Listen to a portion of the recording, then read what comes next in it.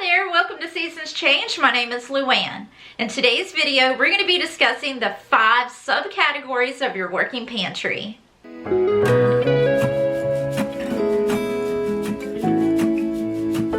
Well, you may have seen a previous video of mine where I discussed the 3 levels of a prepper pantry.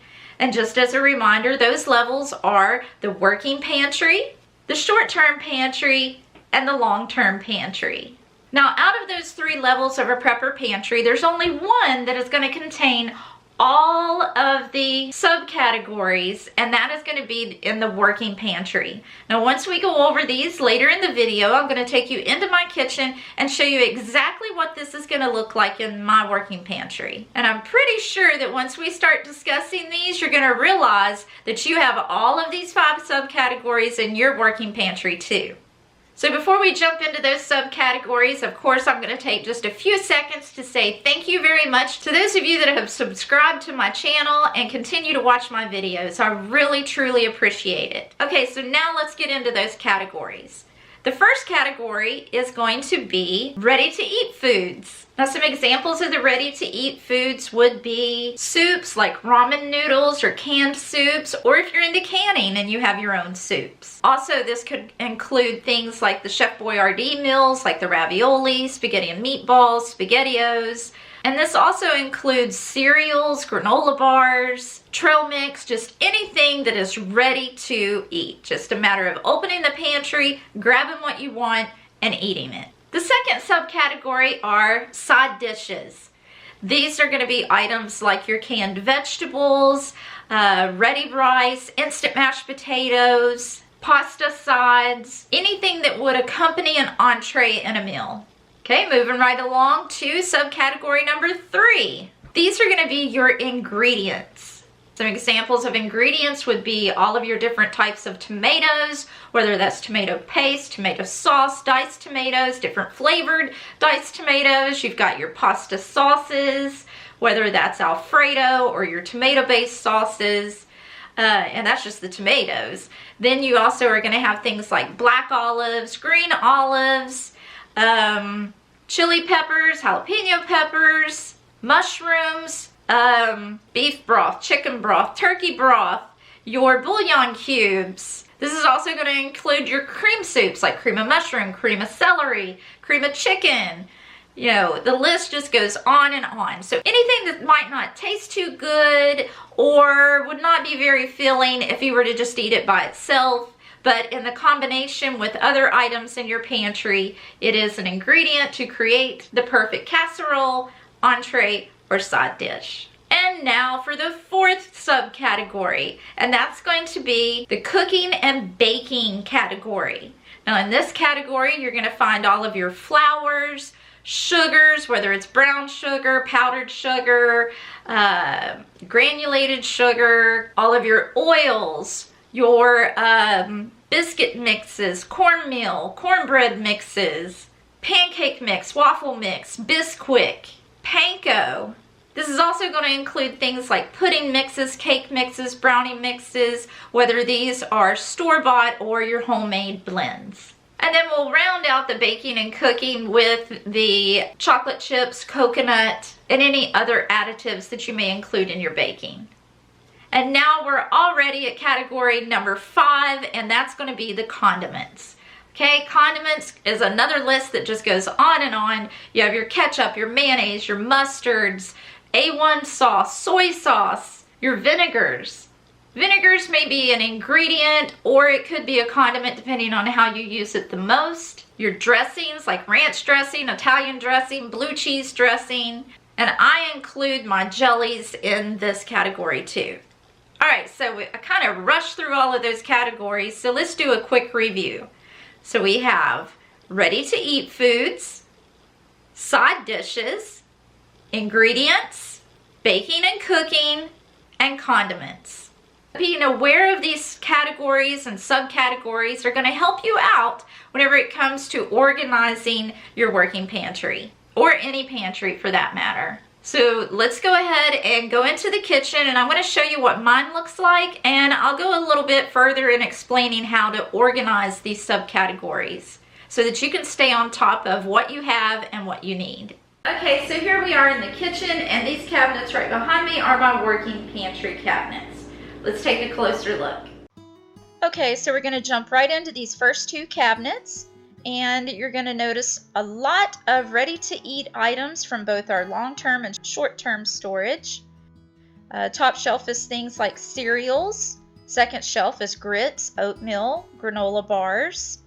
I tried to combine the breakfast items that are ready to eat. And then here on the bottom are going to be things that you can add to that, like honey, granola, sugar, pecans, raisins, dried cranberries.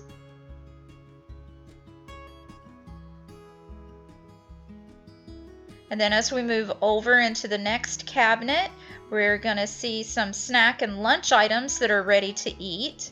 I have some trail mix, a couple different kinds there, some cookies and ramen noodles. This shelf is going to show some more soups from the can. Some beanie weenies. A couple of Slim Jims are laying there with a summer sausage. And then here on the top shelf we have our crackers, pork rinds, and some nut butters. So a good example of a combination of long-term and short-term pantry items. But the category today, it'll fall into the ready-to-eat items. Now in this third door, we're going to get into the ingredients. Again, a combination of long-term and short-term items. We'll start right here on this bottom shelf with the gravy mixes.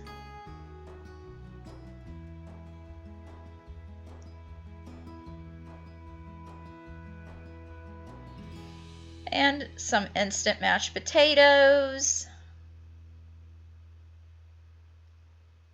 And some ready rice.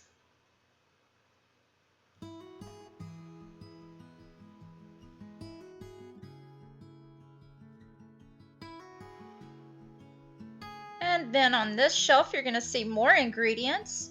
I have some nacho slices there, black olives, tomato sauce, some chipotle peppers, and let's see what's back in the corner, some green chilies, and a can of mushrooms.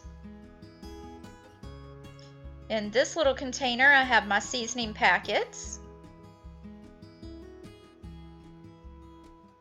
And then on the top shelf, we're going to get into the tomatoes. I have some Rotel tomatoes, some pizza sauce back there, and a jar of 4-cheese Alfredo, and a couple enchilada sauces. So this is the category of side dishes and ingredients. Now let's move into this last cabinet here where you're going to see a few of my baking and cooking items. That's some powdered sugar, pancake and waffle mix, brown sugar, cornmeal, and I believe you already saw my Bisquick in the other cabinet. And now here are some ingredients with my cream soups, cream of mushroom and cream of chicken.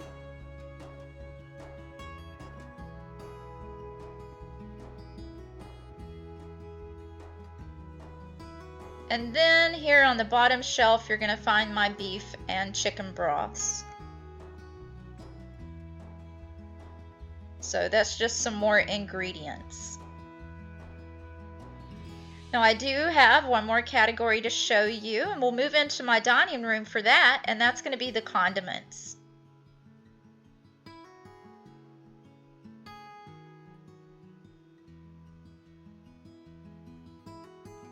Okay, for those of you that have been watching my videos for a while, you'll notice that I switched things up a little bit in here.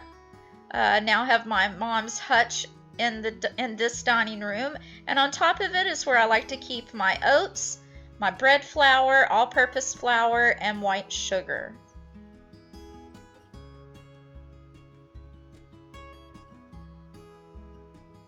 And now we're going to get into those cabinets. Here in the first cabinet is where you're going to find my condiments. In the first row, I have some ketchup, and then back behind there, I'm not sure if you're going to be able to see it, but I do have some mustards tucked away back there. In the second row are my barbecue sauces, and behind the barbecue sauce is a couple jars of mayonnaise. Sorry about all the shakiness. Okay, you can sort of see the mayonnaise back there. And then the third row are some A1 sauces and soy sauces.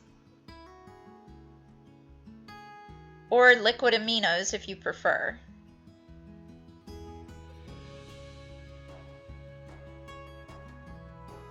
Next row is going to be the salad dressings.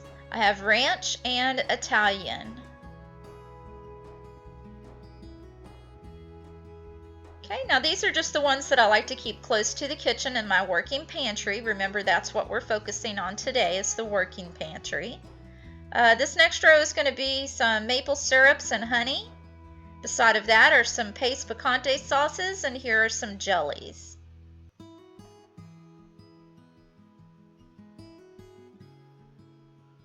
It didn't show up very well, but I'm trying to show you some grape jelly back there and some blueberry jelly.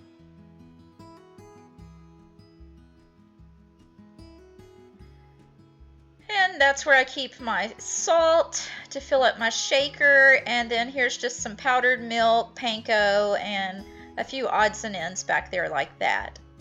On the bottom shelf here, I have some backup cereal, my dry milk, some broths, taco shells. In this little container, I have some biscuit and cornbread mixes and my pastas. There's a honey that I'm currently using, and my coconut oil for my skillet. And there is a row of side dishes there that I'm trying to work through. I want to work on eliminating those from my pantry. It's just some stovetop stuffing and some macaroni and cheese and couscous. But here are the other categories of condiments, a few baking items. And speaking of baking items, I do have a third door in this hutch, and that's where I keep things like my cake mixes, the pudding mixes, jellos, my chocolate chips. And then back there are a few bags of backup pecans, almonds, the craisins. And then down here is just some miscellaneous things for baking, like sprinkles, the Hershey's Cocoa, some Crisco, let's see, my marshmallow cream and some Sure Gel.